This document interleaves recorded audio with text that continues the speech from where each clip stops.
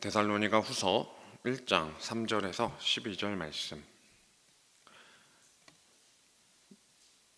저와 여러분이 교독하도록 하겠습니다. 형제들아, 우리가 너희를 위하여 항상 하나님께 감사할지니 이것이 당연함은 너희의 믿음이 더욱 자라고 너희가 다 각기 서로 사랑함이 풍성함이니,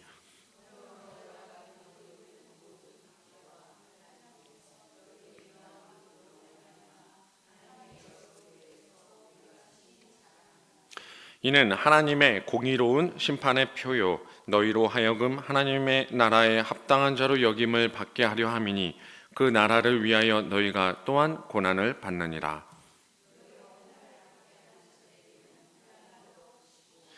환난을 받는 너희에게는 우리와 함께 안식으로 갚으시는 것이 하나님의 공이시니 주 예수께서 자기의 능력의 천사들과 함께 하늘로부터 불꽃 가운데에 나타나실 때에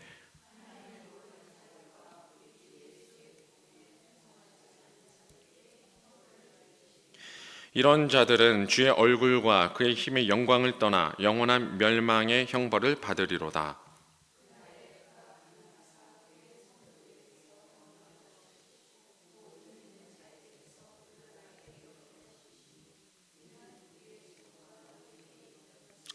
이러므로 우리도 항상 너희를 위하여 기도함은 우리 하나님이 너희를 그 부르심에 합당한 자로 여기시고 모든 선을 기뻐함과 믿음의 역사를 능력으로 이루게 하시고 우리 주 예수의 이름이 너희 가운데서 영광을 받으시고 너희도 그 안에서 영광을 받게 하려 함이라. 아멘.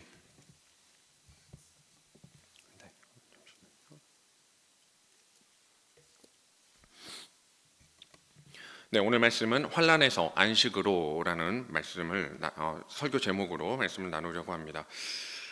요즘 MZ 세대를 가리켜서 공정의 시대라고 표현합니다. 혹시 여기 계신 분 중에 MZ를 혹시 모르시는 분이 계시나요? M은 밀레니엄이고 Z는 마지막 세대인 Z 세대를 얘기합니다. 요즘 젊은이들을 통칭하는 말입니다. 제 나이가 그 M 세대의 첫자락에 붙어 있는 사람이에요. 제가 80년대생이라 그렇게 얘기를 하더라고요. 그리고 이제 Z세대가 요즘 젊은 20대까지를 얘기하고 이제 알파로 다시 A세대로 이제 바뀌어가지고 요즘 10대 청소년들이 알파 세대라고 이렇게 말을 합니다. 그러면 이제 요즘 유년부, 유치부 애들은 뭐라고 부를까요? 베타 세대예요. B세대가 돼버렸어요. 와, 세상 빠릅니다. 이제 10년 차이 터울로 계속 세대를 바꿔서 표현하니까 엄청나게 모르는 용어들이 늘어나고 있어요. 그래도 조금 아시면 좋을 것 같습니다. MZ세대, 이 젊은이들을 가리켜서 공정의 시대라고 표현합니다. 어떤 특징을 가졌냐면 개인주의가 강하고 강한 자아를 가졌습니다. 자아 자체가 너무나 강해요. 그 자존심을 못 버려서 그거 버리라고 하면 차라리 죽을지언정이에요. 그냥 뛰어들여 버립니다. 그리고 칭찬과 인정에 대한 높은 민감성을 가졌어요. 굉장히 민감합니다. 그래서 조금만 칭찬을 해도 굉장히 좋아하지만 그 인정을 받지 못하면 그 일에 대한 쉽게 낙망을 하여 쉽게 포기를 해버리는 세대이기도 합니다. 일에 재미를 추구하는 게 목적이고 의미를 추구하는 게 목적이에요. 그게 가장 셉니다. 페이 그게 중요한 게 아니에요. 진짜 중요한 건 재미와 의미입니다. 거기에 강한 반응을 보여요. 그래서 전 세대에 아울러서 공정성에 가장 민감하게 반응하는 세대다라고 표현을 하기 때문에 이들을 가리켜 공정의 시대 뭐 이런 식으로 말을 합니다. 그러나 이 사회는 아니요, 이 세계라고 말해야겠죠. 이 세계는 공정하기보다는 불공정하게 나아가는 게 타당해 보입니다. 더 그렇게 보이죠. 그러니까 그들 지금 MZ 세대가 공정성에 민감하다고 말한다면 그들을 달래고 전도하는 것은 굉장히 힘들 것이다라고 분석할 수밖에 없죠. 그들에게 공정이라는 단어는 우리가 아는 공정과는 좀 다릅니다. 우리는 공정하냐 불공정하냐를 어떤 평등과 관련되거나 차별하지 않는 어떤 조건에 대한 것을 이야기하는데 그들은 자신의 노력에 대한 정당한 대가, 이게 공정이에요. 공정 자체의 개념이 굉장히 협소하죠. 그리고 굉장히 개인적인 이익과 관련이 되어 있습니다. 그래서 자신의 노력에 대한 정당한 대가를 요구하는 게 당당합니다. 노력과 보상의 교환 비율이 아주 중요합니다. 그래서 인건비는 굉장히 그들에게는 굉장히 타당한 것이고 그 인건비는 자기의 항목만큼만 일을 해야 된다라고 생각하는 것 같아요. 그러다 보니까 최근의 직장 사회의 모습은 굉장히 빠르게 달라지고 있습니다. 그들은 가능하죠. 이 달라진 사회와 문화를 만드는 게 가능해요. 내 자녀가, 우리도 생각하잖아요. 내 자녀가 불공정한 직장을 다닌다면 여러분 뭐라고 대답하시겠어요? 그 자녀를 향해서 때려쳐. 쉽잖아요, 이 말이. 여러분이 그렇게 가르쳤다고요. 그 얘기예요. 학업을 하는데 불공정해요, 학업이. 때려쳐. 딴 거 해. 우리는 쉽게 가르쳤단 말이에요. 그렇게 소리칠 수 있는 부모가 있고, 그리고 소리칠 수 있는 환경에서 컸기 때문이죠. 그렇게 못 큰 친구들도 덜어 있어서 그들까지 해당되지는 않을 수도 있습니다만, 우리는 이러한 모습에 빨리 적응을 해야 돼요. 문제는요, 그러면 우리 성도의 불공정함을 어디에 호소할 수 있냐 이거죠. 성도의 불공정함. 날이 갈수록 주님 외의 우상들이 교회를 침범하는 일이 빈번합니다. 여러분, 우리 교회는 우상으로부터 자유로울까요? 아니요. 굉장히 쉽게 침범당합니다. 그리고 교회를 굉장히 쉽게 위협합니다. 당장 저 밑에 상가들만 해도 우리를 위협하는 요소입니다. 길을 막고 있지요. 그리고 우리의 전도의 길을 또 힘들게 하고 있지요. 신앙의 자유라고 말하는데 이 자유민주주의 사회에서 신앙의 자유라고 말하기는커녕 신앙을 전도하는 일은 굉장히 어려워지고 있습니다. 과거에는 학교 앞 전도가 가능했지만 지금은 했다가는 잡혀갑니다. 할 수 없어요. 신고당하죠. 당연하지만 당연하게 됐어요. 이게 전도의 자유가 있는데 전도할 수가 없습니다. 날이 갈수록 협소해집니다. 길거리 전도는 광고 취급만도 못합니다. 전단지를 뿌리면 그 전단지는 다른 상품만도 못하게 취급받습니다. 그리고 학교 앞 전도는 아까 말했듯이 신고당하고 학교 앞에서 못합니다. 혹시 전도사님 안 계시네요? 그 학교 앞 전도 수요마다 하는 걸로 알고 있는데 학교 앞에서 안 하시는 걸로 알고 있어요. 학교에서 좀 떨어져서 하시죠. 아마 그렇게 알고 있습니다. 학교 앞에서 했다간 큰일 나요. 굉장히 어렵습니다. 교회는 도전을 받고 사회에서 암적 존재로 박해를 받습니다. 성도의 잘못은, 성도 한 사람 한 사람의 잘못은 기독교 전체의 잘못으로 대두가 됩니다. 그리고 누군가 잘못했으면 그게 비수가 돼서 우리를 찌릅니다. 거기에 이단적 요소까지 포함이 돼요. 은사주의, 은혜론, 이것을 주님을 잘 믿는 성도가 당연히 받아야 하는 은혜이고 세상의 부와 가치가 그 하나님을 잘 믿는 성도에게 얻어져야 되며, 그리고 그러한 은사, 재능이 발현돼서 10달란트쯤 가져야 성공한 것 같이, 신앙을 잘 믿는 것 같이 말하는 그러한 모습들은 오히려 성도가 고난과 환난 속에서 어려운 현실을 맞이할 때마다 상심의 원인이 되죠. 상심할 수밖에 없죠. 잘 나가는 성도를 볼 때마다 고난과 어려움 속에 놓인 성도들은 굉장히 상심하게 돼요. 믿지 않아서 병을 얻었대요. 믿음이 부족해서 사업이 망했대요. 이런 논리를 편다면 우리가 배겨낼 수가 있겠습니까? 교회의 문은 점점 높아질 것이고 교회의 문턱은 어느 정도 사회에서 성공한 중산층쯤은 되어야 올 수 있다라는 것이죠. 이런 불공정한 하나님을 믿으면 다 해결되는 것은 하나님을 믿음에도 그렇지 못한 성도들에게는 굉장히 힘든 일이 될 것입니다. 이런 불공정한 시대에 환난과 고난 중에 놓인 데살로니가 교회가 여기 있습니다. 그리고 그들을 향해서 사도 바울의 진심이 오늘 저와 여러분이 대한민국 이 암울한 현실 혹은 불공정한 사회라고 말하는 현실을 살아가는 우리에게 위로가 되기를 축복합니다. 사도 바울은 이 환난을 잘 견뎌내고 있는 성도들에게 오늘 하나님의 공의로운 심판의 표를 말하면서 이 위로와 감사를 전하고 있습니다. 이것이 심판과 구원에 대한 표로서 하나님의 공의로운 심판의 표라고 표현을 하는 거죠. 5절입니다. 이는 하나님의 공의로운 심판의 표요 너희로 하여금 하나님 나라에 합당한 자로 여김을 받게 하려 함이니 그 나라를 위하여 너희가 또한 고난을 받느니라. 오늘 이것이 저와 여러분의 사실은 핵심이자 정답이 되기를 원해요. 오늘 두 가지로 하나님의 공의에 대해서 설명할 것인데 이 설명이 이 5절을 정확히 받아들이고 저와 여러분이 마땅히 고난 중에 참여하는 성도들이 되기를 원합니다. 첫 번째, 하나님의 공의에 대한 설명 첫 번째는 심판받을 자들에 대한 것입니다. 심판받을 자들은 반드시 있습니다. 하나님의 그날에는 모두 심판받는데 이 심판받는 자들이 누구냐예요. 세 종류로 설명하고 있는데요. 6절에 처음 나오는 심판받는 부류는 6절에 너희로 환난을 받게 하는 자들, 첫 번째 부류예요. 환난을 받게 하는 자들. 우리가 고난을 받는 근원은 죄가 맞아요. 죄가 원인이기는 합니다. 하지만 그 죄로 인해서 노예가 된 사람들 가운데 끝까지 하나님께 대적하는 자들이 있어요. 사탄이 조장하기도 하고 우리 사람들이 더 심하게 굴기도 하죠. 그런 사람들 중에 하나가 바로 이 환난을 받게 하는 자예요.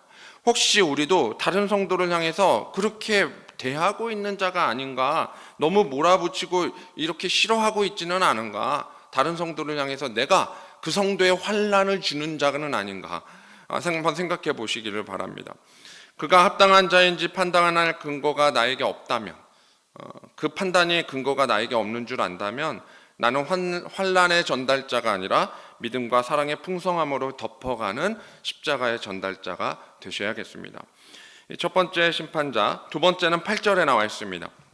8절에 하나님을 모르는 자들 이렇게 나오죠. 두 번째 부류, 하나님을 모르는 자. 복음을 듣지 못한 자들이라고 할 수 있지만 정확히는 하나님을 잘못 아는 사람들까지 포함됩니다. 그러니까 하나님을 모르는 자는 진짜 모르는 자와 안다고 말하는데 모르는 자, 잘못 아는 거죠. 그 사람을 다 포함해요. 오늘날 심각한 문제 중 하나는 주일학교에 영향력이 없다는 거예요. 여러분들의 영향력이 주일학교까지 전달되지 않는다는 거죠. 왜요? MZ세대 전체가 미복음 전도 영역이기 때문이에요. 걔네들이 복음을 들은 적이 없어요. 가정에서도. 믿는 집의 자녀인데도 들은 적이 없어요. 찬송 불러본 적이 없어요. 자녀의 자녀인데 불러본 적이 없어요. 18번이 뭐니? 에? 찬송 아니? 에? 몰라요.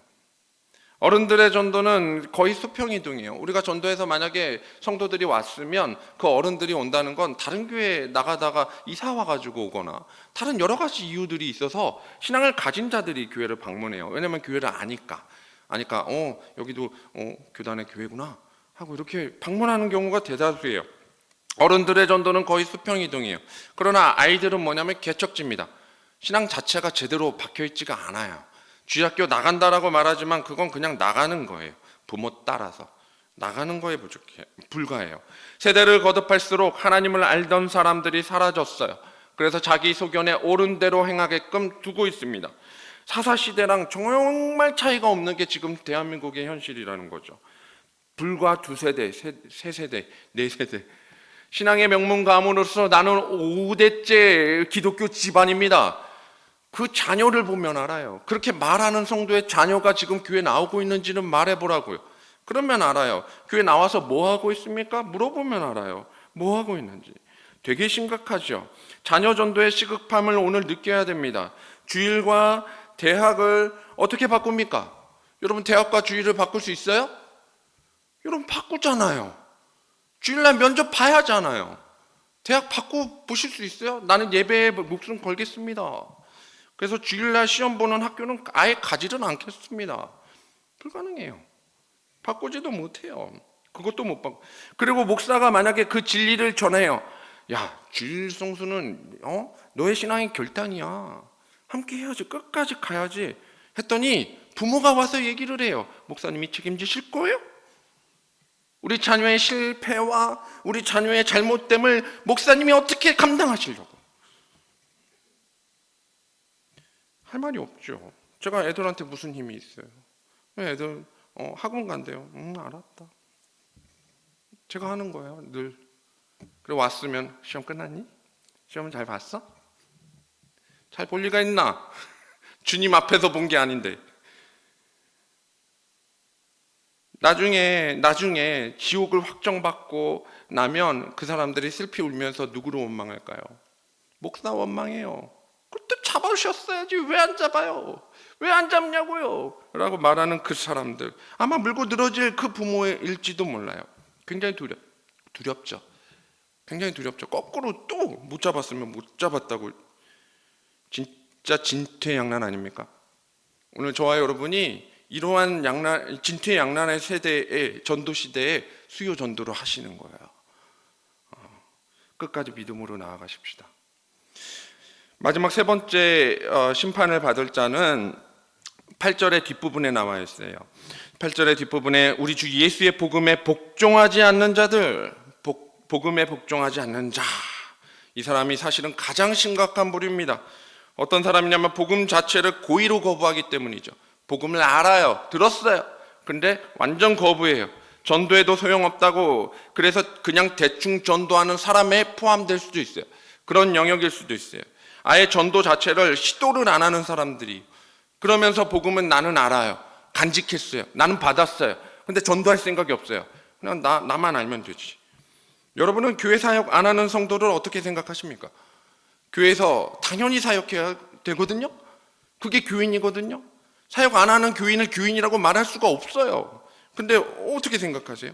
사역 안 하고 와서 뭐 밥을 먹거나 안 먹거나 하여튼 이렇게 찍고 가시는 분들은 어떻게 생각하세요? 하나님의 공의로운 심판의 표를 말할 때, 그 말은 이 공의로운 심판의 표를 말할 때가 복음의 복종이라는 단어를 입에 달아야 된다는 말입니다. 이 표를 가진 자는 복음에 복종하는 자들이에요. 이 표를 가진 자 심각하게 고민해 봐야 할 때입니다. 내가 사역에 주님 앞에 복종하고 있는가? 주님이 말씀하시면 내가 가오리다. 주님이 말씀하시면 내가 멈춰섭니다.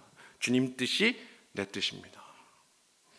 보통 내 맘대로 신앙이라 강팍하게 그지없는 성도들을 만날 때, 그리고 고지식한 신앙 때문에 초신자들까지 다 잡아버릴 때 우리는 유의해야 할 것입니다. 오늘 그 결과에 대해서도 정확히 설명하고 있습니다. 9절이에요. 이 심판받는 자들에 대한 결과, 9절, 이런 자들은 주의 얼굴과 그의 힘의 영광을 떠나 영원한 멸망의 형벌을 받으리로다. 심판의 결과는 주의 얼굴과 그의 힘의 영광을 떠나게 돼요. 이건 영원한 단절을 의미하는 거죠. 하나님과의 관계의 단절이에요. 단절, 다시는 얼굴 못 보는 사이가 되는 거예요. 그 다음에 영원한 멸망의 형벌은 영벌이죠. 영벌.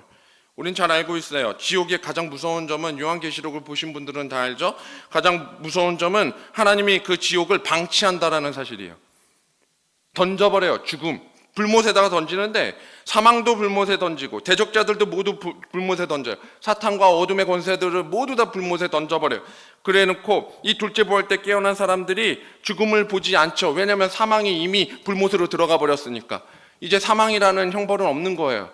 그러면 죽음이라는 게 없는 거잖아요. 근데 그러고 나서 이 사람들을 이 불못에다가 던져버릴 거예요. 지옥에다 던지는 거죠. 던지고 나서 방치해버려요. 더 이상 관심 두지 않아요. 그게 죽음이에요. 하나님이 생각하는 죽음, 진정한 멸망. 이 멸망의 형벌이라는 거는 완전히 관계의 단절이에요. 그리고 더 이상 신경 쓰지 않고 지옥에다 넣어버리는 거예요. 장소가 주님의 얼굴과 영광을 떠나는데 관심이 멀어진 곳, 이 영벌받는 장소인 지옥은 결국 하나님의 무관심 속에 방치돼서 영원한 죽음이라는, 우리는 일반적인 결과로 얘기하지만 끔찍한 고통이 반복되고 있는 곳.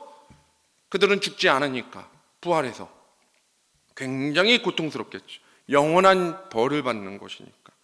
천국에 있는 사람들이 여기에 관심을 두지 않죠. 공의로운 심판이 임했기 때문에 더 이상 관심 두지 않아요.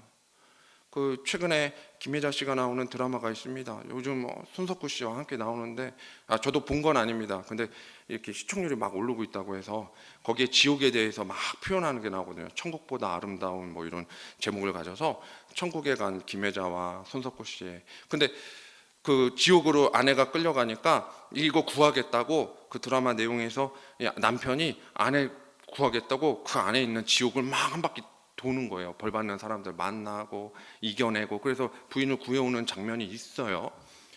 말도 안 되죠.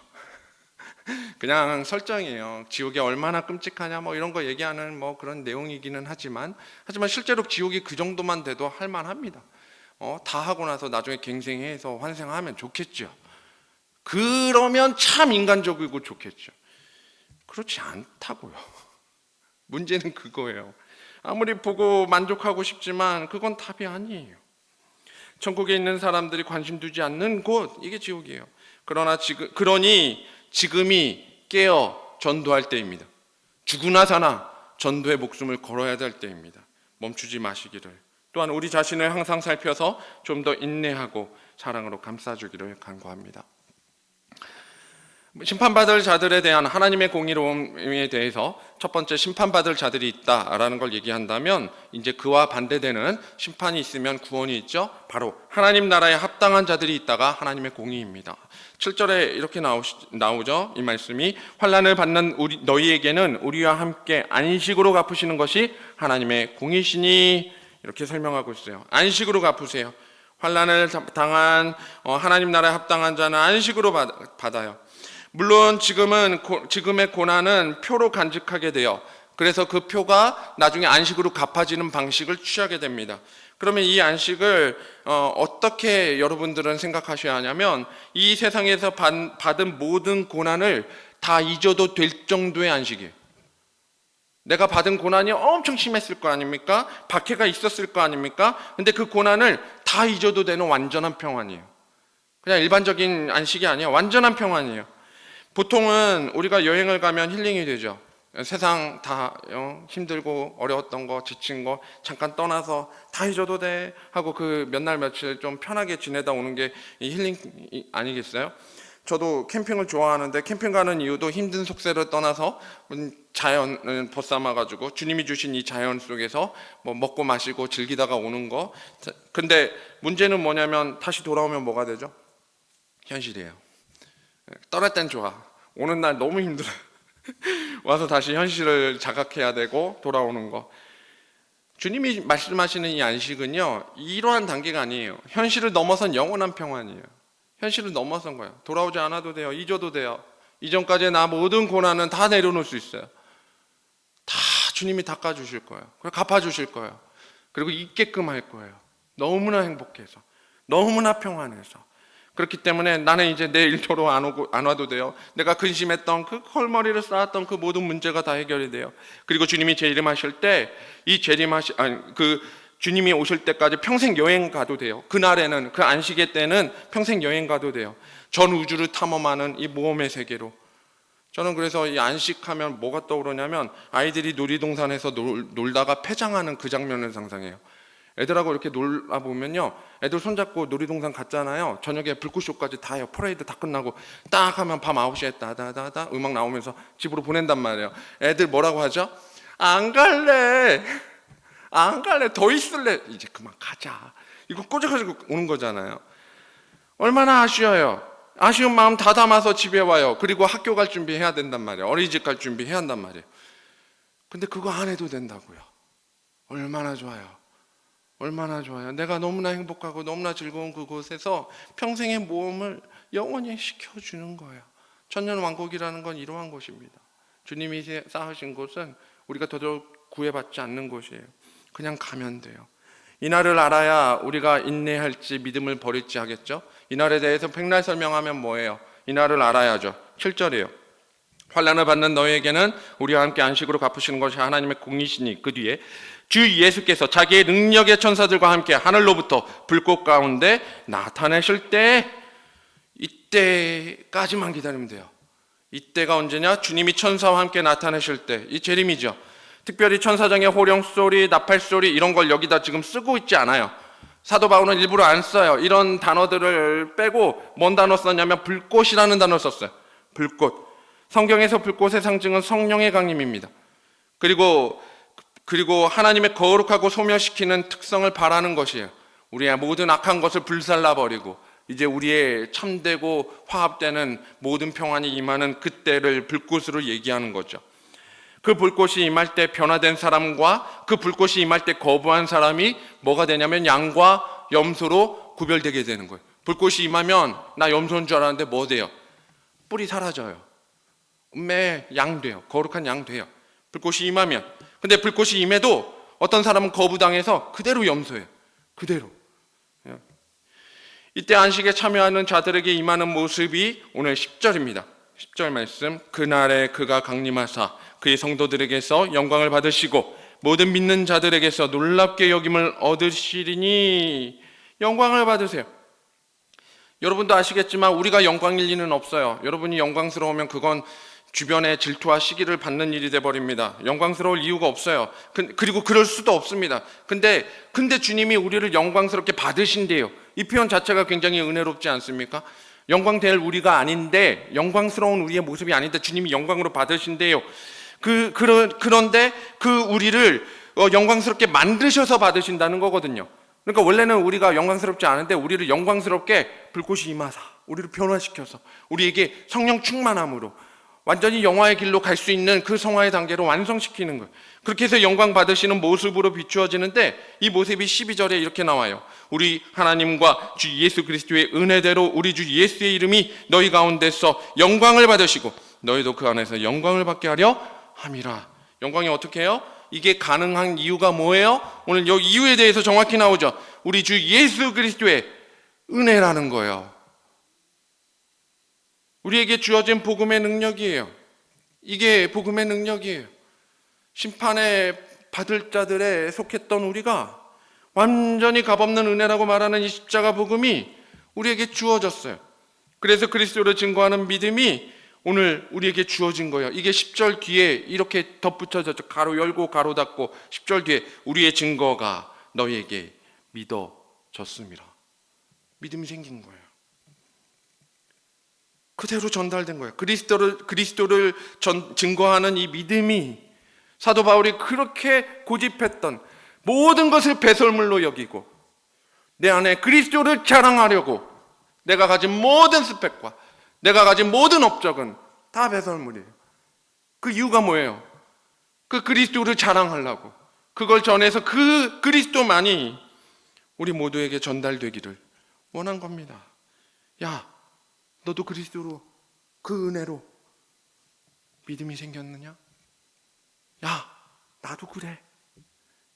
이걸 웃긴 말로 제가 썼는데, 야, 너도? 야, 나도. 너도 나도 모두 믿은 것. 이게 사도 바울이 원하는 데살로니가 후서의 핵심이에요. 너도 믿고 나도 믿고 그 믿음 안에서 함께 성장하는 것. 놀라운 소식이죠. 나만 믿어서 나만 기쁜가요? 아니요, 함께 기쁘죠. 함께 기쁜 것, 모두가 잘 되는 게 모두가 좋은 거죠. 사도 바울은 그걸 전달하려고 하는 거예요. 따라서 오늘 합당한 자로 여김을 받을 우리가 해야 할 것을 오늘 사도 바울이 정리합니다. 바울의 기도인데요, 이 기도를 두 가지로 정리할게요. 11절이에요. 이러므로 우리도 항상 너희를 위하여 기도함은, 이 기도가 두 가지입니다. 첫 번째, 우리 하나님이 너희를 그 부르심에 합당한 자로 여기시고 합당한 자로 여기시는 것. 두 번째, 모든 선을 기뻐함과 믿음의 역사를 능력으로 이루시는 것. 합당한 자로 여기실 때 두 가지가, 첫 번째가 선을 기뻐함, 두 번째가 믿음의 역사를 능력으로 이루심이에요. 이 두 가지예요. 합당한 자로 여기는 것, 여김 받은 우리가 해야 할 것. 바울의 기도가 그거죠. 합당한 자로 여김을 받은 우리가 해야 할 것, 모든 선을 기뻐해야 하는 것, 그리고 믿음의 역사를 능력으로 이루심, 거기에 참여하는 것, 이거예요. 모든 선을 기뻐해야 하는 것은 하나님의 뜻을 배우고 거하는 일에 앞장서야 한다는 말입니다. 예배의 기쁨을 회복하고 주님을 만나는 모든 자리를 기뻐하셔야 됩니다. 두 번째, 믿음의 역사를 능력으로 이루게 하시는데 참여해야 합니다. 선한 뜻을 기뻐할 줄 아는 사람이라면 당연히 그 뜻대로 일하실 때에 나도 사용하세요라고 손 번쩍 들겠죠. 신나서 손 들겠죠. 수업이 재밌는 친구들과 수업이 재미없는 친구들이 있어요. 수업이 재밌는 친구들은 집중합니다. 그래서 선생님이 이거 해볼 사람 하면 저요! 이거예요. 근데 수업이 재미없는 친구들은 이거 해볼 사람 언제 끝나? 이러고 있는 거예요. 선한 뜻을 기뻐할 줄 아는 사람은 집중할 수밖에 없죠. 주님이 부르실 때 당연하지만 저요 하고 손드는 사람, 우리의 반응이 이 주님의 선행에 참여하는 자들이 되어야 한다는 것입니다. 웨스터민스터 대우리 문답 제88문에 어려운 표현이 있어요. 제가 설명을 좀 드리겠습니다. 부활 직후에 어떠한 일이 따를 것인가? 라는 질문이 있습니다. 부활 직후에 어떠한 일이 따를 것인가? 대답이 이거예요. 부활 직후는 천사와 사람의 전체적인 최후의 심판이 있을 것이나 그 날과 시를 아는 자가 없으니 이는 모두 깨어 기도하면서 주님의 오심을 항상 준비하게 하려 함이라. 이렇게 대답을 하고 있어요. 깨어서 기도하며 항상 준비하는 것. 사랑하는 성도님들, 오늘 저와 여러분이 공의로운 심판의 표를 간직하고 계십니까?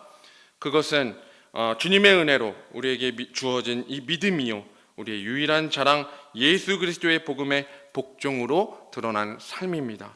주님이 부르실 때 우리는 부족해요. 그러나 바울과 같이 성도와 함께 섬겼던 그 모습으로 오늘 주님께 있는 그대로 보여주실 수 있기를 바랍니다. 바울의 기쁨이 성도에게 향하였던 것처럼 오늘 주님의 기쁨이 우리 동산교회 안에 특히 수요 예배 드리는 성도와 수요 전도대 가운데 선하신 뜻과 믿음의 역사로 이루어 가기를 축복합니다.